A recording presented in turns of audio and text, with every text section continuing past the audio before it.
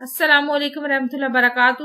اردو جماعت دہم نظم نمبر 5 کسان شاعر ہیں جوش ملی آبادی۔ شعر نمبر 4 ہم کر رہے ہیں۔ خاموشی اور خاموشی میں سنسناہٹ کی صدا، شام کی خنکی سے گویا دن کی گرمی کا گلا۔ تشریح کی طرف چلتے ہیں۔ جوش ملی آبادی نے شام کے وقت کا موازنہ کھیتوں، کسان اور کھلیانوں سے کرتے ہوئے اس منظر کو بیان کیا ہے۔ وہ کہتے ہیں کہ کھیتوں، کھلیانوں اور میدانوں میں ہر طرف خاموشی اور سنسانی اور ویرانی کا راج ہے۔ تاریکی شام کے وقت اپنے پر پھیلانا شروع ہو جاتی ہے۔ خاموشی اور ویرانے کے اثرات شام کے وقت رفتہ رفتہ بڑھنے لگتے ہیں۔ گویا دن کی جو چہل پہل ہوتی ہے وہ شام ہوتے ہی کھیتوں میں مدھم ہو جاتی ہے اور ہر طرف خاموشی کا راج ہوتا ہے۔ غروب آفتاب کے بعد سورج کی حدت اور تمازت ختم ہو جاتی ہے اور درجہ حرارت کم ہو جاتا ہے۔ گویا دن کی حرارت شام سے شکوہ کر رہی ہو کہ شام کے آنے سے دن کی گرمی و حرارت کم ہو گئی ہے